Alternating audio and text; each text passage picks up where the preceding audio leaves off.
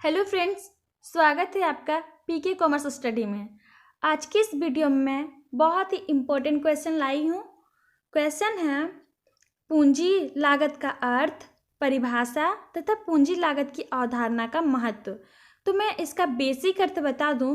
पूंजी लागत वह है जब कोई व्यक्ति किसी व्यवसाय को प्रारंभ करता है और उस व्यवसाय में होने वाले आवश्यक वस्तुओं की पूर्ति के लिए जो खर्च किए जाते हैं उसे ही पूंजी लागत कहा जाता है। तो चलिए देखते हैं हम लोग पूंजी लागत का शाब्दिक अर्थ क्या होता है। पूंजी लागत का अर्थ सामान्यतः किसी विशेष स्रोत से पूंजी प्राप्त करने व उपयोग करने के बदले में जो मूल्य चुकाना पड़ता है उसे ही पूंजी की लागत कहते हैं।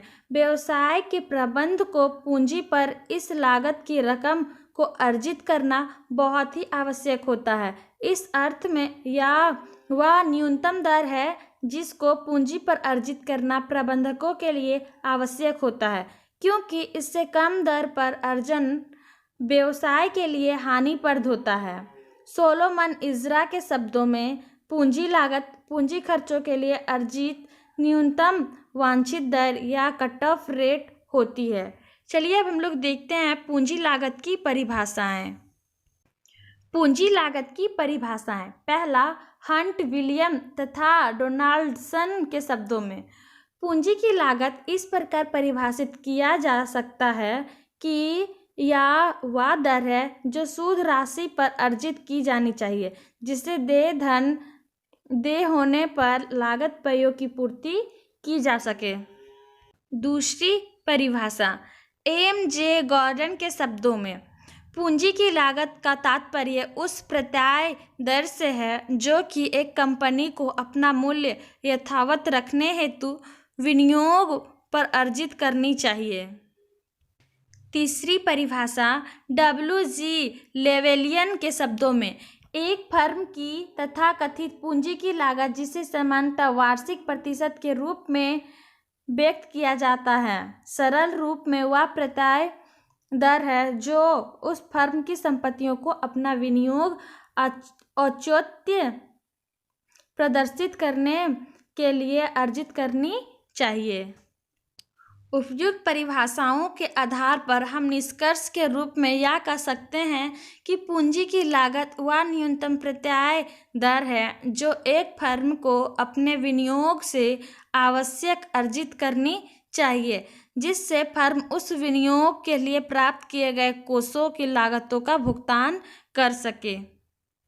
अब हम लोग देखेंगे पूंजी की लागत अवधारणा का महत्व। Importance of the concept of the cost of capital.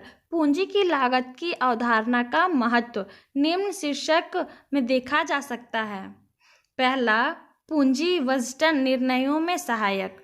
पूंजी बजटन निर्णयों में पूंजी की लागत का प्रयोग निर्णयन आधार के रूप में किया जाता है।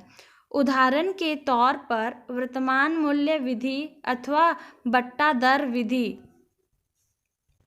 प्रेजेंट वैल्यू मेथड और डिस्काउंटेड कैश फ्लो मेथड के अंतर्गत परियोजना के भावी रोकड़ अंतर्वाहों को इसी दर के आधार पर बट्टा किया जाता है। इसी तरह आंतरिक प्रत्यय दर विधि में जिस दर से भावी रोकड़ अंतर्वाहों का मूल्य परियोजना की वर्तमान लागत के बराबर होता है, यदि वह दर पूंजी की लागत दर के बराबर अथवा ऊंची होती है तब ही उसे स्वीकार किया जाता है, अन्यथा नहीं। इस अर्थ में यह कहा जा सकता है कि पूंजी की लागत वह न्यूनतम दर है जो एक विनियोग पर आवश्यक अर्जित की जानी चाहिए। दूसरी महत्व, पूंजी संरचना के निर्धारण में सहायक। पूंजी की लागत पूंजी संरचना से प्रभावित होती है। एक फर्म के प्रबंध को अनुकूलतम पूंजी ढांचे का चुनाव करते समय पूंजी की लागत को न्यूनतम करने तथा फर्म के बाजार मूल्य को अधिकतम करने का प्रयास करना चाहिए। तीसरी महत्व, वित्तीय स्रोतों के तुलनात्मक मूल्यांकन में सहायक। किसी समय विशेष पर एक फर्म अनेक स्रोतों से वित्त प्राप्त कर सकती है। विभिन्न स्रोतों में से किस स्रोत को चुना जाए, इसका मूल्यांकन पूंजी की लागत के आधार पर किया जा सकता है। ऐसे निर्णयों में पूंजी की लागत महत्वपूर्ण भूमिका अदा करती है, परंतु स्वामित्व, नियंत्रण एवं जोखिम तत्व भी महत्वपूर्ण होते हैं। चौथी महत्व, उच्च प्रबंधकों की वित्तीय कुशलता के मूल्यांकन में सहायक। उच्च प्रबंध विभिन्न विनियोग परियोजनाओं के लिए बजट बनाता है। इस बजट में परियोजना की संभावित लाभदायकता तथा लागतों का अनुमान लगाया जाता है। परियोजना को लागू करने के बाद पूंजी की अनुमानित लागत तथा वास्तविक लागत की तुलना करके यह याद किया जा सकता है कि उच्च प्रबंध अपनी परियोजनाओं की लागतों को बजट अनुमान के अनुसार रखने में कहाँ तक सफल हुआ। पांचवी महत्व, अन्य क्षेत्रों में उपयोग। पूंजी की लागत की धारणा का उपयोग अन्य वित्तीय निर्णयों में किया जा सकता है। उदाहरण के लिए लाभांश नीति, कार्यशील पूंजी के संबंध में नीति आदि के निर्धारण में पूंजी की लागत महत्वपूर्ण होती है।